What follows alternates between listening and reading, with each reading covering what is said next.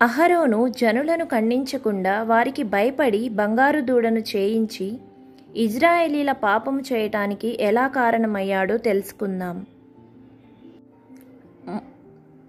నిర్గమకాండము 30వ అధ్యాయం. మోషే కొండ దిగకుండా తడవు చేయుట ప్రజలు చూసినప్పుడు ఆ ప్రజలు అహరోనొద్దకు కూడి వచ్చి, లెమ్ము, మా ముందర నడుచుటకు ఒక దేవతను మా కొరకు చేయుము. ఐగుప్తులో నుండి మమ్మను రప్పించిన ఆ మోషే అనువాడు ఏమాయనో మాకు తెలియదని అతనితో చెప్పిరి.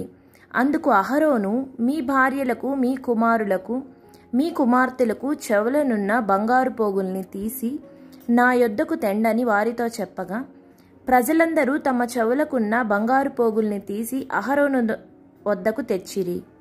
అతడు వారి యొద్ద వాటిని తీసుకొని పోగరతో రూపమును ఏర్పరచి దానిని పోతపోసిన దూడగా చేసెను. అప్పుడు వారు, ఓ ఇజ్రాయేలు, ఐగుప్తు దేశములో నుండి నిన్ను రప్పించిన నీ దేవుడు ఇదే అనిరి. అహరోను అది చూసి దాని ఎదుట ఒక బలిపీఠము కట్టించెను. మరియు అహరోను రేపు యెహోవాకు పండగ జరుగునని చాటింపగా, మరునాడు వారు ఉదయమున లేచి దహన బలులను, సమాధాన బలులు అర్పించిరి. అప్పుడు జనులు తినుటకును త్రాగుటకును కూర్చుండి ఆడుటకు లేచిరి.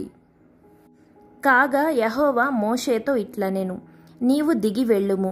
ఐగుప్తు దేశము నుండి నీవు రప్పించిన నీ ప్రజలు చెడిపోయిరి. నేను వారికి నియమించిన త్రోవ నుండి త్వరగా తొలగిపోయి తమ కొరకు పోతపూసిన దూడను చేసుకొని దానిని సాగిలపడి బలి అర్పించిరి.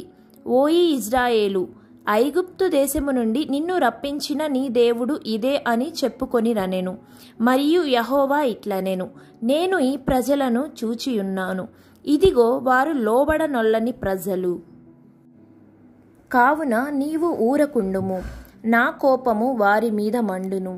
నేను వారిని కాల్చివేసి నిన్ను గొప్ప జనముగా చేసేదనని మోషేతో చెప్పగా, మోషే తన దేవుడైన యెహోవాను బ్రతిమాలికొని, యెహోవా, నీవు మహాశక్తి వలన బహుబలము వలన ఐగుప్తు దేశములో నుండి రప్పించిన నీ ప్రజల మీద నీ కోపము మండనేలా?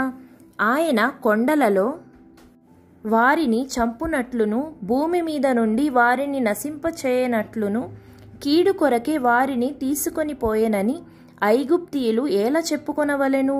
నీ కోపాగ్ని నుండి మళ్ళుకొని నీవు నీ సేవకులైన అబ్రహామును, ఇస్సాకును, ఇజ్రాయేలును